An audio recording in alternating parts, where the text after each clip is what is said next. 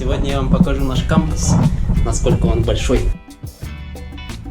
Это вот наша больница. На данный момент она, по-моему, работает круглосуточно, ну, в связи с эпидемиологической ситуацией в Китае. Так что, ну и вообще в обычные дни, если у вас возникнут какие-то проблемы, вам нужно там принять какие-то лекарства, там вы получили ушиб, вот вы всегда можете пойти в больницу. Это вот как раз таки инструкция, как уберечь себя от коронавируса. Все на китайском. Ну, в общем, вот такие вот вполне обычные инструкции. И все на китайском. В Китае вообще очень, ну, практически никогда вот такие вот инструкции, различные надписи, они не дублируются на английском. И многие, приезжая в Китай, ну, не знаю, лично я, когда впервые приехал в Китай, я думал, что английский меня здесь спасет, но нет. Английский тебя не спасет. Там, в редких случаях он может тебе помочь, конечно, но в основном там, в процентах 80 случаев ты используешь китайский при общении. Кстати, мы дошли до нашей столовой. Ну, знаете, сейчас все закрыто. Все студенты разъехались, давно уже разъехались, и тем более сейчас у нас время каникул. Это вот наш супермаркет, Сяоюань Чаоши, наш супермаркет. Вон там у нас вход в столовую. На территории университета у нас имеется, я забыл уже, давно в столовую не ходил. Это первая столовая, средняя. Одна столовая возле общаги при отеле и третья столовая, дальняя столовая. Вот, кроме столовой, вы здесь можете получить свой заказ, если вы что-то заказали, допустим, на Taobao, это аналог такого Алиэкспресса, который работает внутри Китая. Вот здесь вы получаете свою посылку. Это вот как раз у них тут краник стоит, которым они поднимают свои посылки там с грузовичка на второй этаж. Вот. Все уже заржавело, приржавело, требует смазки, поскольку уже полгода не использовалось. Вот. Там у нас тоже вход в супермаркет второй. Вот. Вообще, хочу сказать то, что в отличие от наших университетов, да, допустим, Кыргызстан брать, в Бишкеке, основное отличие в том, то, что китайские общежития, то есть китайские кампуса, это город в городе. Здесь у вас есть свои теннисные площадки, площадки для волейбола, футбола, стадионы, тренажерный зал есть, там абонемент, там, ну, в разных университетах по-разному. В нашем университете, допустим, абонемент в спортзал стоит 50 юаней, это 500 сомов. Пора уже привыкать, потом меня не спрашивайте, там, а сколько столько юаней. Просто один юань это 10 сомов. Вот 50 юаней это значит 500 сомов. Вот, это ежемесячный абонемент. Вот. Что еще у нас тут есть? Ну, естественно, учебные кампуса у нас тут есть. Залы для конференций. Это вот такая вот поливалка по утрам. Она поливает воду. Вообще, я заметил такую особенность. У китайцев есть такая поговорка, она называется по-китайски «цао шуэй, цао чи». То есть рано ложись спать, рано просыпайся. И китайцы просыпаются очень рано, и они же трудолюбивый народ. И у них уже вот эта вся суета начинается с раннего утра. Вот, допустим, вот эта машинка, она поливает там деревья. Здесь вот газон постригли недавно рабочие. Вот такая вот машинка небольшая.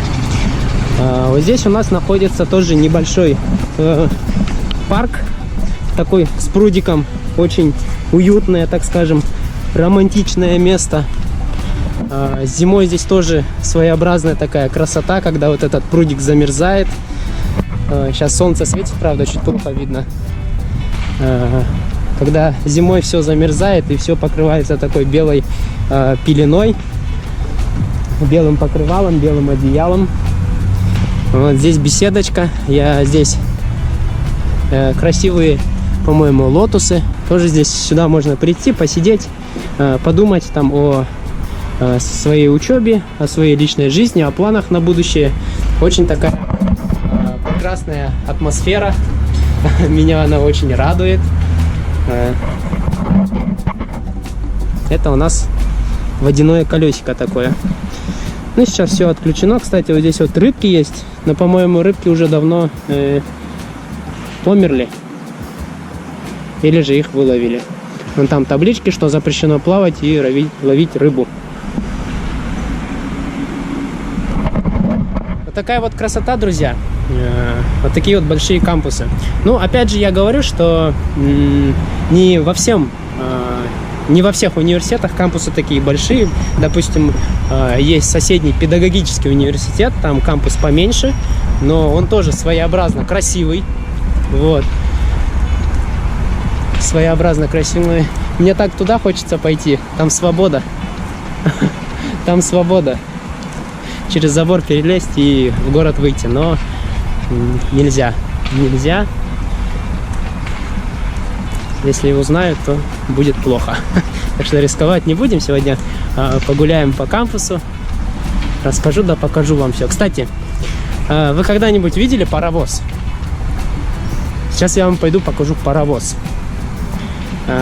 Это, наверное, тоже своего рода статуя, памятник.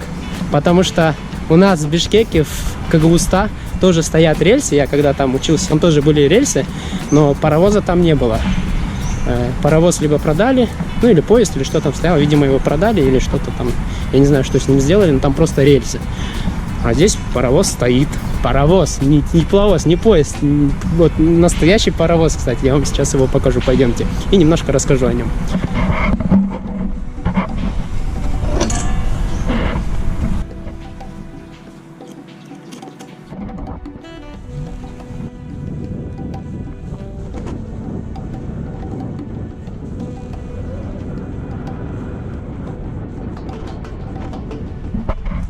Дошли мы до паровоза, друзья. Настоящий паровоз. Он, естественно, не на ходу, уже стоит там уже лет так, не знаю, 30. Вот он, друзья, настоящий паровоз. Вот у него бортовой номер серийный. Не серийный или серийный номер. Вот такие у него здоровые массивные колеса. И вы просто представьте, огромное давление двигало колеса. И плюс еще тянуло за собой какой-то груз, там десятки вагонов за собой тянуло. Вода, уголь. И здесь тоже, кстати, свой специфический запах такой, знаете.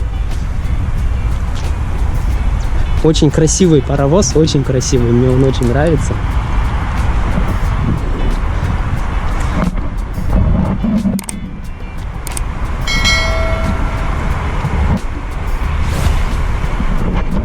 Сейчас, кстати, заберемся внутрь, если дверь там не заперли. Она, в принципе, всегда открыта. О, дверь открыта, да. Пойдемте внутрь. А запах какой тут стоит? Запах масла и металла. Вот он, паровозик. Здесь, правда, все прикипело уже, ничего не работает. Но тем самым можно, так сказать, поизучать. Кстати, тут топка, как она открывается. Аж закисло все. Вот такие тут, это у нас, наверное, рычаг хода. Я органы управления, правда, не знаю, кстати, давление. Обшито все деревянными рейками. Здесь у нас окошечко такое, куда грузился уголь. Отсюда кочегар брал уголь, подавал, и рядом с ним стоял машинист, и плюс еще помощник машиниста. Насколько я, память мне не изменяет, насколько в паровозах обычно работало по 3 человека. Это как раз таки кочегар, машинист и помощник машиниста. Я просто боюсь представить, в какой жаре они работали, потому что, я сюда забирался и летом, там, в обед примерно, когда пекло стояло там 30 градусов, здесь просто жарко было. Вы представьте, здесь плюс еще уголь, большая температура, и они работали в таких условиях. Вообще.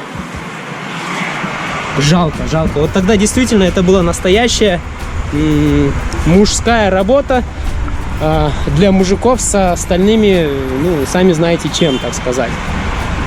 Вот такой вот прекрасный экспонат стоит. Вообще хочу сказать то, что данный паровоз, он мне очень напоминает Генри Форда. Потому что когда Генри Форд создавал свой четырехтактный двигатель, он считал, что паровые двигатели, они уже устарели. Но это немножко я отступлю от темы. И интересный факт расскажу, да, вот что, почему мне вот этот паровоз напоминает Генри Форда.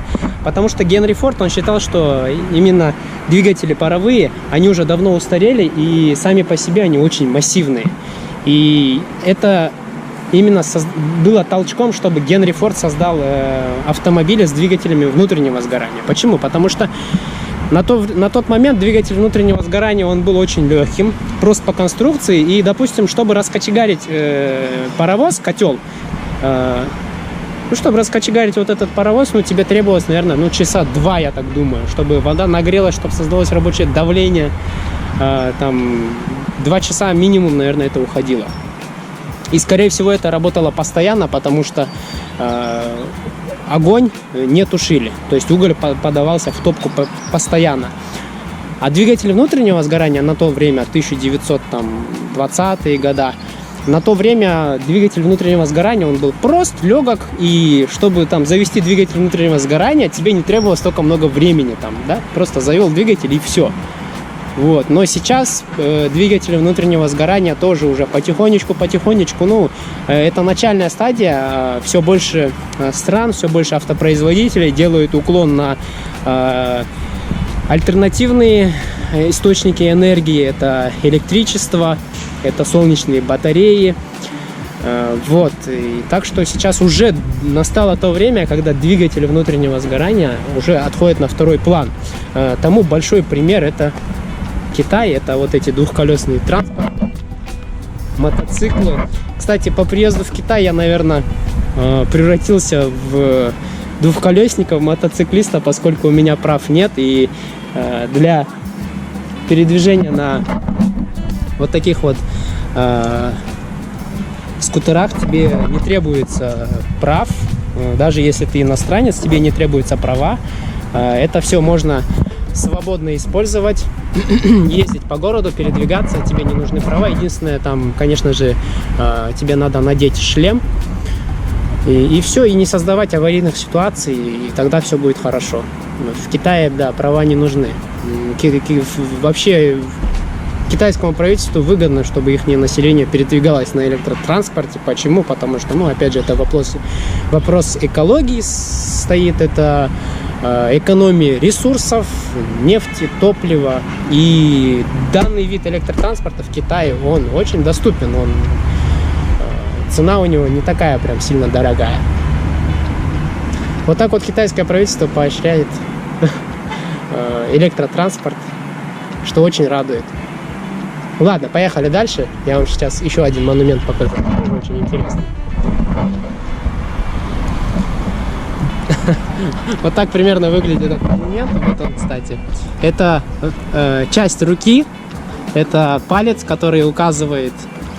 Вот он, кстати, он. Это палец, который указывает именно в землю. Я предполагаю, что смысл этого монумента заключается в том, поскольку наш университет является университетом науки и технологий, то вот этот палец, он показывает, что в земле находится металл, то есть руду добывают из-под земли. И именно провинция Лиаонин, она богата этой рудой, железной рудой. И основной причиной роста экономики провинции Лиаонин в то время, да и сейчас, является именно добыча стали. И вот эта рука, часть руки, как раз таки символ именно того, что все богатство провинции Лиаонин находится под землей. Это у нас главные ворота. Вот такой вот наш большой кампус. Кстати, Кто угадает, что вот это за здание?